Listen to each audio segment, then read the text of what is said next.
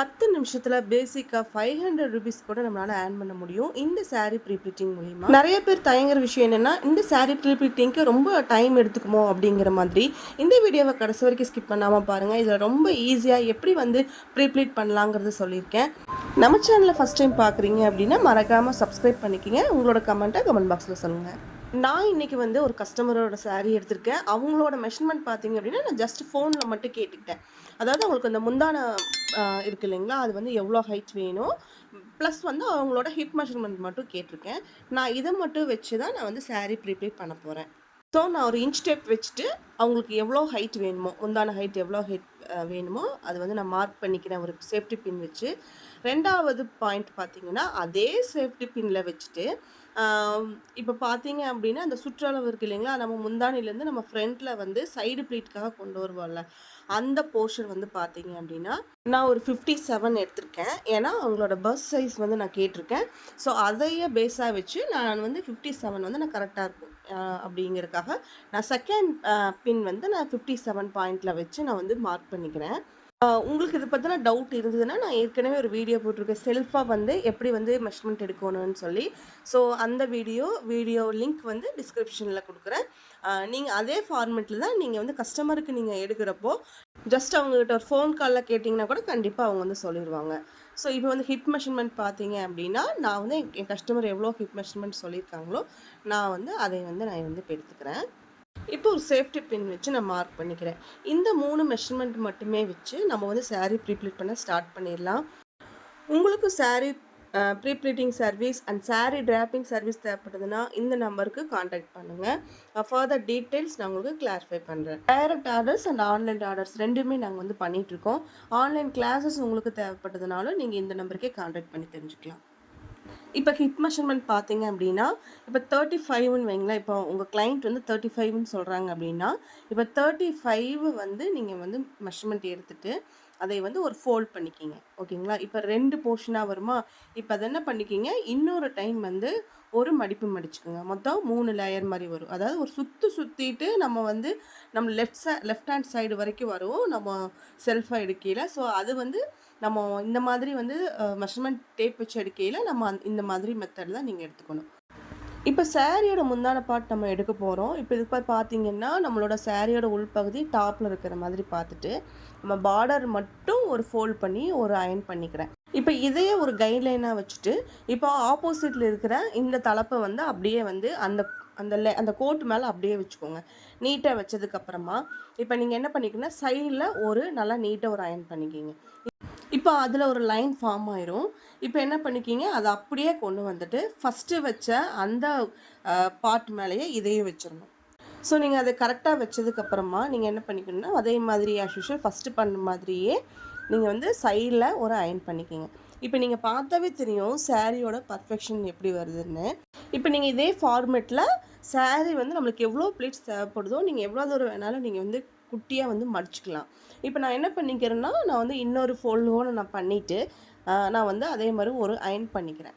இப்படி பண்ணுறதுனால உங்களுக்கு என்ன பெனிஃபிட்ன்னு பார்த்தீங்க அப்படின்னா, சாரி வந்து நம்ம உள்ள இருக்கிற மடிப்பெல்லாம் இருக்கு இல்லைங்களா? அது வந்து ஈவனா இருக்கும். ஒரே மெஷர்மென்ட்ல இருக்கும். அட் த சேம் டைம் வந்து உங்களுக்கு ப்ளீட்ஸும் வந்து நெறையா இருக்கும். ஓகே. இத அப்படியே எடுத்துட்டு, இப்போ வந்து ஆப்போசிட்ல ஜிக்ஸாக்கா நீங்க வந்து ஃபோல்ட் பண்ணணும். நம்மளுக்கு வந்து இந்த லைன் இருக்கு பாருங்க. நம்ம அந்த லைன் தான் வந்து கைட்லைனா வச்சுட்டு, இந்த ஆப்போசிட்ல இப்ப நீங்க வீடியோல பார்க்குற மாதிரி, உங்களோட 2 கை யூஸ் பண்ணிட்டு, இப்டி நம்ம வந்து இந்த ஜிக்ஸாக் டைப்ல எடுப்போம் இல்லைங்களா? அந்த மாதிரி நீங்க வந்து ப்ளீட்ஸ் வந்து எடுக்கணும். நீங்க இந்த மாரி எடுக்கிறப்ப என்ன ஆகும்னா, ப்ளீட்ஸ் எல்லாமே வந்து ஒரே மெஷர்மென்ட்ல இருக்கும். நம்ம பார்டர் மட்டும் இந்த ப்ளீட்ட விட கொஞ்சம் பெருசா இருக்கும். ஏன்னா, நம்ம வந்து ஒரே மெஷர்மென்ட்ல நம்ம எடுத்தாலும், பார்டரும் உள்ள இருக்கிற ப்ளீட்ஸ் எல்லாமே ஒரே மாரி எடுத்தாலும் நல்லா இருக்காது. ஸோ, நம்ம பார்டர் எப்பவுமே வந்து நம்ம தனியா தெரியிற மாரி தான் எடுக்கணும். அப்படி இருக்கிறப்ப தான் சாரி வந்து அழகா இருக்கும். இப்ப பாருங்க, இப்ப உங்களுக்கு பார்த்தாவே தெரியும், ப்ளீட் வந்து ரொம்பவே அழகா வந்திருக்கு. இத நான் என்ன பண்ணிக்கிறேன் அப்படின்னா, ஒரு சேஃப்டி பின் வச்சு செக்யூர் பண்ணிக்கிறேன். ஏன்னா, ப்ளீட்ஸ் வந்து கலஞ்சிடக்கூடாது அப்படிங்கிறதுக்காக. ஓகே. இது அப்படியே நம்ம வந்து ப்ளீட்ஸ் டேபிளில் ஒரு பெக் வச்சு செட் பண்ணதுக்கப்புறமா நம்ம வந்து ப்ளீட்ஸ் எல்லாமே அரேஞ்ச் பண்ணணும். ஆல்ரெடி நம்ம இந்த ஃபஸ்ட்டு போர்ஷன் பார்த்தீங்கன்னா கைட்லைன் மாதிரி அயர்ன் பண்ணிட்டோம். ஸோ நீங்கள் இந்த மாதிரி டைப்பில் பண்ணுறப்போ நீங்கள் வந்து ரொம்ப கஷ்டப்பட வேண்டாம். ஐயோ கரெக்டாக ஒரே மாதிரி நம்ம டாப்பில் எப்படி வந்து ப்ளீட் அரேஞ்ச் பண்ணணுமோ அது மாதிரி எட்ஜ் வரைக்கும் கரெக்டாக வருதான்னு சொல்லி ஒரு டவுட்லேயே நம்ம பண்ணிகிட்ருப்போம். ஆனால் இந்த மெத்தட் நீங்கள் யூஸ் பண்ணி பண்ணிங்கன்னா நீங்கள் ஃபஸ்ட்டு செட்டப்லேயே வந்து நீங்கள் வந்து முந்தான ப்ளீட் வந்து கரெக்டாக எடுத்துடலாம். ஓகே, நீங்கள் இந்த மாதிரி பண்ணுறப்ப என்ன ஆகுன்னா டைம் ரொம்பவே சேவ் ஆகும். ஓகேங்களா, நம்மளுக்கு இந்த இடத்துல தான் வந்து ஒரு டவுட் இருக்கும். அதாவது முந்தான ப்ளீட் வந்து அயர்ன் பண்ணுறதுல நம்ம கரெக்டாக ஒரே மாதிரி, ஏன்னா ஒரு மடிப்பு சிறுசாயிரும் ஒரு மடிப்பு பெருசாயிரும். ஸோ அந்த மாதிரி இல்லாமல் நீங்கள் இந்த மாதிரி எடுக்க ஆரம்பிச்சிட்டிங்க அப்படின்னா உங்களுக்கு வந்து ரொம்பவே ஈஸியாக இருக்கும். ஒரே ஸ்ட்ரோக்லேயே முந்தான போர்ஷன் வந்து நம்ம வந்து கம்ப்ளீட் பண்ணிடுவோம். அவ்வளோதான். நம்ம இந்த போர்ஷன் எடுத்ததுக்கு அப்புறமாவே வந்து பார்த்தீங்க அப்படின்னா நம்மளுக்கு ஃப்ரண்ட் ப்ளீட் வந்து பார்த்தீங்கன்னாலும் அது நம்ம இது கரெக்டாக பண்ணிட்டோம் அப்படின்னாவே ஃப்ரண்ட் ப்ளீட் ஆட்டோமேட்டிக்காக அதுவே செட் ஆகி வந்துடும். ஸோ நம்ம ஃபஸ்ட்டு பண்ணுறது எப்போவுமே வந்து பர்ஃபெக்டாக பண்ணிட்டோம் அப்படின்னா அதுக்கப்புறம் பண்ணுற எல்லா ஒர்க்குமே ஈஸியாயிரும். இப்போ நீங்கள் நம்ம முந்தான போர்ஷன் நம்மளுக்கு எவ்வளோ ஹைட் வேணுமோ பின் வச்சு மார்க் பண்ணியிருக்கோம் இல்லைங்களா, அது வரைக்கும் சேம் ப்ரொசீஜர் இப்படியே ஒரு பெக் வச்சு செட் பண்ணிவிட்டு ப்ளீட்ஸ் எல்லாம் அரேஞ்ச் பண்ணிவிட்டு அயர்ன் பண்ணி கம்ப்ளீட் பண்ணிடுங்க. இது வந்து ஒன் ஆஃப் த மெத்தட். ஓகேங்களா, நம்ம சாரிக்கு தகுந்த மாதிரி நம்ம முந்தான ப்ளீட் வந்து நம்ம இந்த மாதிரி ஃபோல்ட் பண்ணி எடுத்துக்கலாம். நீங்கள் எக்ஸ்பீரியன்ஸ் ஆக ஆட்டோமேட்டிக்காக நீங்கள் வந்து நார்மலாகவே நீங்கள் வந்து ஹேண்ட்ஸ் யூஸ் பண்ணி நீங்கள் எடுத்துக்கலாம்.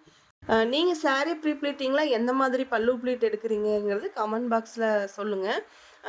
ஏன்னா ஒவ்வொருத்தவங்க ஒவ்வொரு ஸ்டைலில் எடுப்பாங்க. உங்களோட ஸ்டைல் என்னென்னு கமெண்ட் பாக்ஸில் கண்டிப்பாக சொல்லுங்கள்.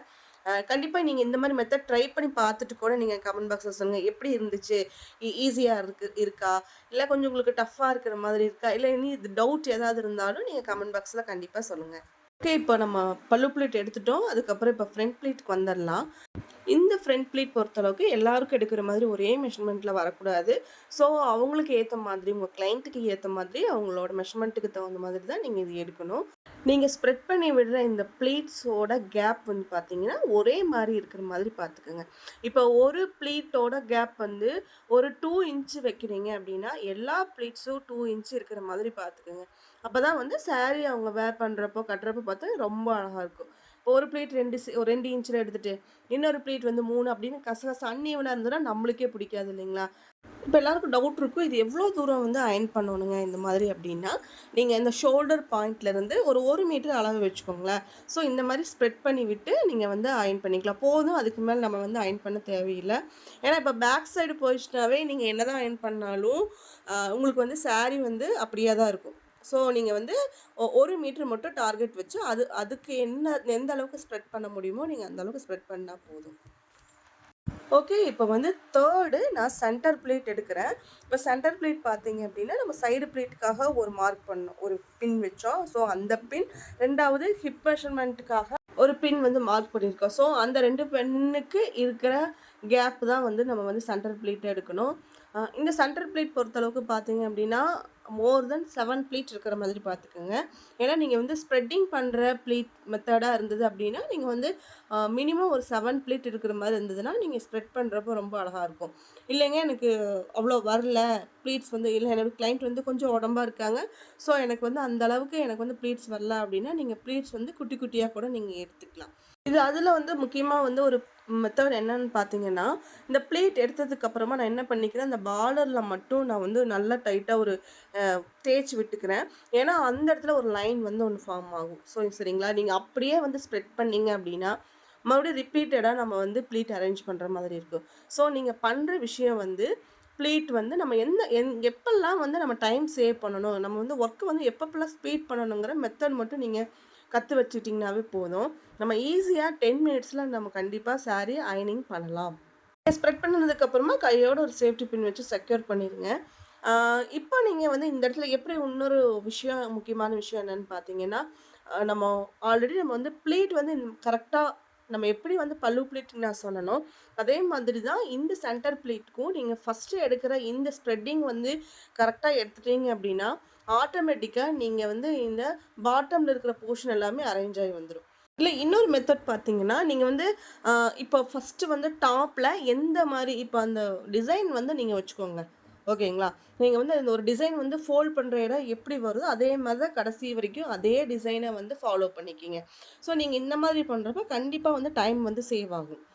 நம்ம ஒரு டைம் வந்து நம்ம ப்ளீட் எடுத்துட்டு அதுக்கப்புறம் அந்த ப்ளீட்ஸ்லாம் அரேஞ்ச் பண்ணிவிட்டு நானே வந்து ஆல்ரெடி ஸ்டார்டிங்கில் வந்து ப்ளீட்ஸ் அப்படி தான் சொல்லி கொடுத்துருப்பேன் பிகினருக்கு. பட் நீங்கள் வந்து கொஞ்சம் ப்ரொஃபஷ்னலாக நீங்கள் பண்ணுறீங்க, இல்லை கொஞ்சம் நம்ம எப்படிலாம் டைம் சேவ் பண்ணலாம் அப்படிங்கிற விஷயத்துக்கு நீங்கள் வர்றப்போ இந்த மாதிரி மெத்தட் நீங்கள் வந்து டைரெக்டாகவே ஃபாலோ பண்ணிக்கலாம்.